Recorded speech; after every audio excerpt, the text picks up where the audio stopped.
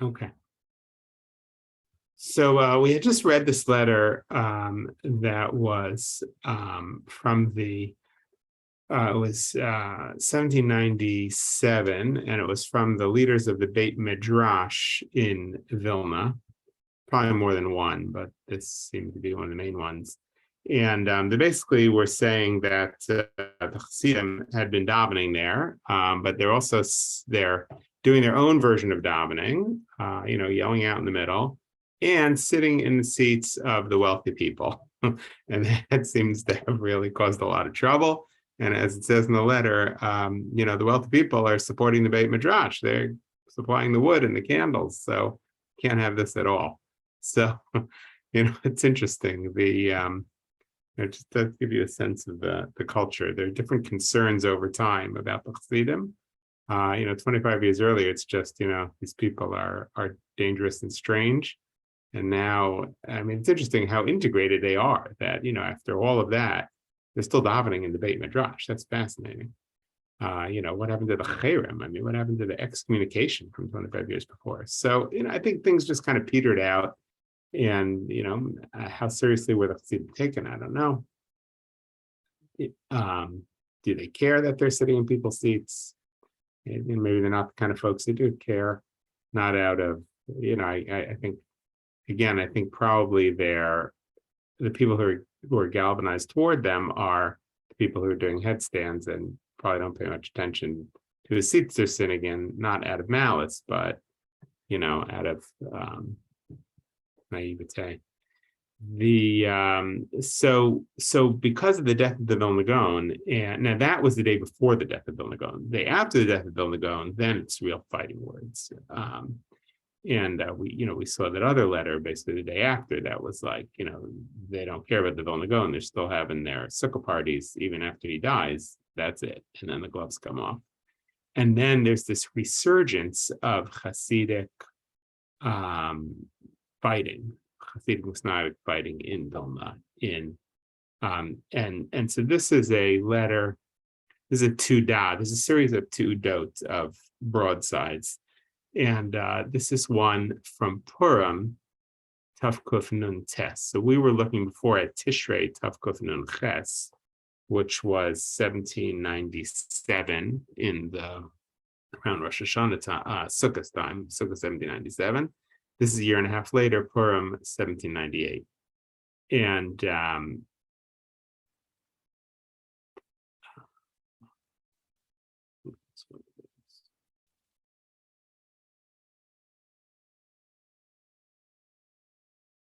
it's really a great book that the person put together because it's a mixture of the person's introductions and the actual letters. So you can really kind of follow things historically. It's really amazing. So this was something that happened on Purim. So he says, we give witness that on the 13th day of the month at night, which is Purim, a man named Bear, the son of Israel, his last name seems to be Factor,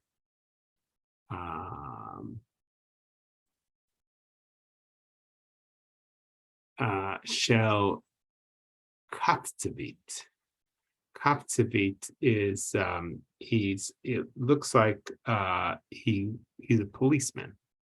Bishat Kriyat Megillah. He came in during the Megillah reading, and Hotzi Miata Kore, he took the Megillah away from the person who was reading the Megillah, and he ran away with the Megillah. And he went to the Falcon, which seems to be a certain place in the city, Platz, which means a place. Mayor, what that is. It seems to be a certain place in the city. And then Lev ben Moshe Gordon and Wolf, the son of Pesach, and Yisrael ben Eliyahu, who Bikshu Shiyishku et Megillah. They went and they said they would give us back the Megillah. We got to keep reading. So Falcon Anna and this policeman Falcon, who's a Jew, obviously said he didn't know anything about it. So the next day, Lazer ben Moshe comes to the shul, who's a shamus and one of the leaders of the congregation, the son of a rabbi that's well known. and he seems to also be connected with the police. And he comes with this other guy there. Hamidu Chayalim al Yad Bima, and they put Chayalim, they put soldiers or officers next to the Bima and next to the door of the shul. And this guy Bear gets up on the Bima and he says, that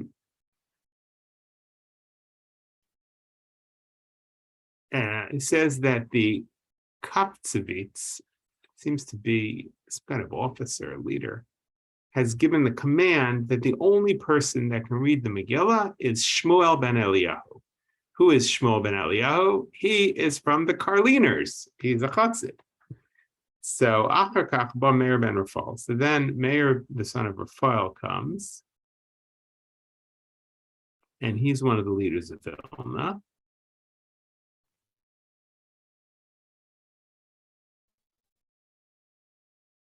And one of the communities of Vilna, or the community of Vilna, on that year. It might be 1799, actually.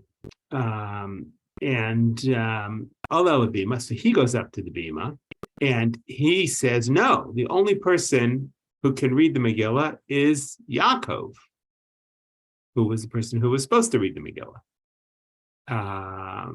And he, was the one who you stole it out of his hands.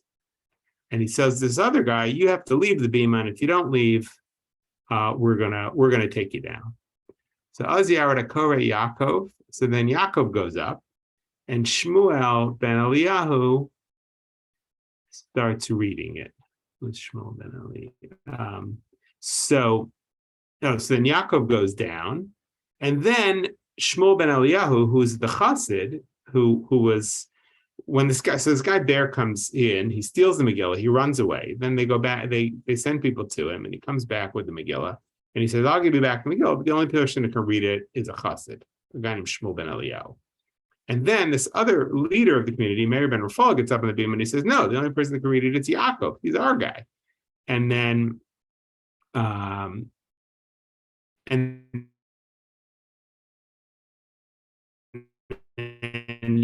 Yaakov somehow steps down Shmuel ben Eliyahu, officers there, and the officers will not let anybody leave the shul. So I don't know if this is actually a Karliner shul.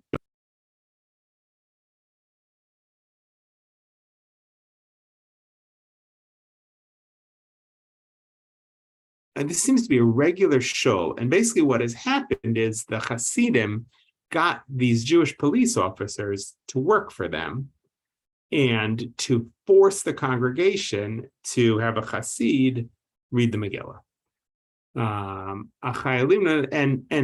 And so now people want to leave.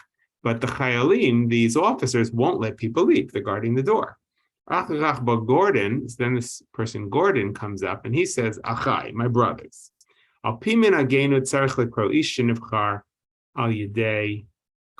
he says, according to our custom in Vilna, the only person who's supposed to read the Megillah is a person who's chosen by the community. And Shmuel ben Eliyahu, who is the Chassid, was not chosen by the community. So Oz Meir ben Raphael Captain Yistiko. So then Meir ben Raphael, who was a non-Chassid, who's one of the leaders that we mentioned before, he goes to the captain of the police, whose name is Yistiko. Let's see who he is. I guess these are Jewish police. Ba'amar Lazet, and he says, Ki Gordon Merim Lashon, Yistiko Gar Begordon Sheishtok. And he says that Gordon is, speaking, and he's not supposed to speak, or he's just talking. And this guy Yistiko, the head of the police, forces Gordon to shut up, to be quiet. And Gordon says, Dibarti rak dvar mashaychim v'datenu. I'm only speaking things about our religion. And that is true. He spoke only things that were religiously accurate.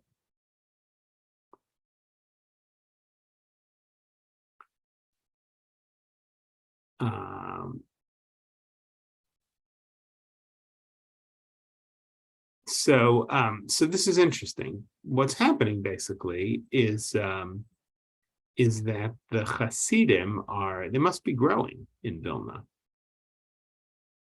because they clearly have some power, right? We would not have thought. I mean, our sense was that the Hasidim are this little group, and well, it looks like Meir ben Rafal might be a Chassid. So it sounds like we may. I think what we'll do is go back to I'll have to do a little more research, but there's several letters. There's like three in a row. I picked one of them, but it looks like we should probably read the other ones also to get the context. So it looks like this one of the leaders may have been involved, maybe on the Chassidim side. But you can see that the Chassidim, who we kind of imagined until now, were just this group of kind of I don't know happy-go-lucky folks who are not the powerful people in town. And they certainly had not much power in Vilna while Vilna Gaon was alive. But it does seem that in this 2.5 years since the Vilna Gaon died, that they've gained some power. There seems to be one of the leaders of the city who is a Chassid. And it seems like they've gotten the police to help them. So this, war is becoming more serious now. It's not just, the Vilna Gaon writing a letter and Rav Shlomo Zalman writing back. Now, on the other hand, it was pretty serious before because you had excommunications and some beatings. But now this is becoming, it's interesting. I mean, in a way, you see that the Hasidim are becoming less outsiders. Because this is not, we're going to excommunicate you and beat you. This is the Chasidim are putting up a fight, and they're stealing the Megillah and putting one of their own in the place as the reader. And they seem to have the police on their side. So that's interesting. Things are, it's fascinating. The Chasidim did not disappear from Vilna. That's what I don't really get. I mean, it's interesting that the Chasidim didn't disappear from Vilna, 20 years before this.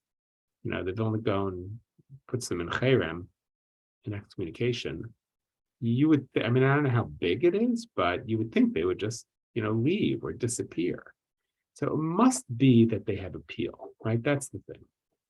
With the Chasidim, for the Chasidim to survive against the Vilna Gaon's wishes, and for them to survive even when the community, the structured community, the formalized Jewish community is totally against them, has to be that they have, what's their power? I mean, how do they exist for 25 years at all?